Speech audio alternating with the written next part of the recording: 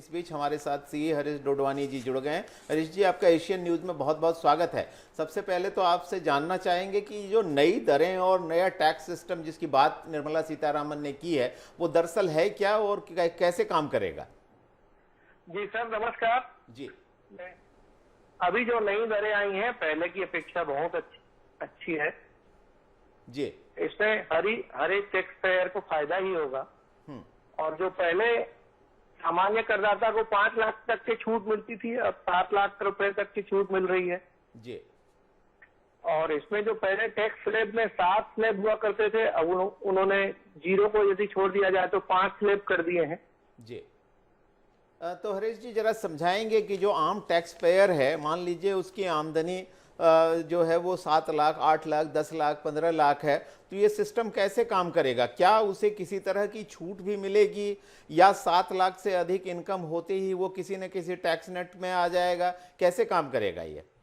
जी sir, पहले तो 7 लाख रुपए तक की छूट है सभी करदाताओं को, यदि उसकी आय केवल 7 लाख रुपए तक है जी। 7 लाख रुपए से 1 रुपए भी अगर उसका इनकम बढ़ जाती है तो टैक्स कैलकुलेशन 0 से होगा। जैसे 0 से 3 लाख रुपए तक 0 जी, 3 लाख से 6 लाख तक 5%, 6 लाख से 9 लाख तक 10%। इस तरह से जो स्लैब आया है नया वो काम करेगा।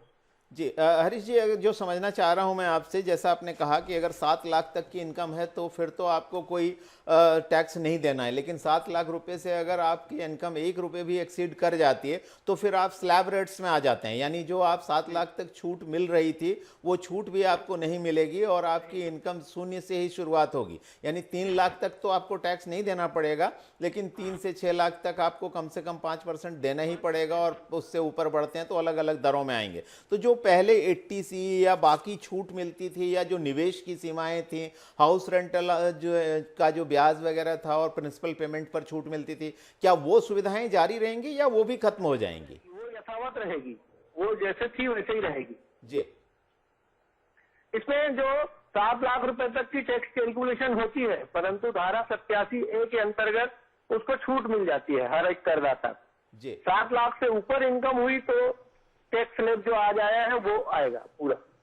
जी जी। तो अगर मान लीजिए कि मेरी इनकम 10 लाख रुपए है और उसमें से मैं 1 लाख तक निवेश कर पा रहा हूं, या प्रोविडेंट फंड में मेरा पैसा जा रहा है, या LIC में मैंने निवेश किया है, तो जो मेरी इनकम है उसमें से वो सारी चीजें डिडक्ट करने के बाद जो रकम होगी वही मेरी टैक्सेबल इनकम होगी? जी बिल्कुल सही है। जी जी। 10 लाख रुपए इनकम में से 80C का 1.5 लाख रुपए घट जाएगा और भी अलग अलग धाराओं में टैक्स की छूट है। स्लैब जो बना हुआ है पहले से वो यथावत रहेगा। जी बिल्कुल हरीश जी, इस जानकारी के लिए आपका बहुत बहुत धन्यवाद, क्योंकि जो पहली प्रतिक्रिया है सीए की, जो उन्होंने बताया कि अगर आप नई व्यवस्था की बात करें तो नई व्यवस्था में 7 लाख तक अब आपको कोई इनकम टैक्स नहीं देना पड़ेगा। तो करदाताओं के लिए एक राहत भरी खबर है।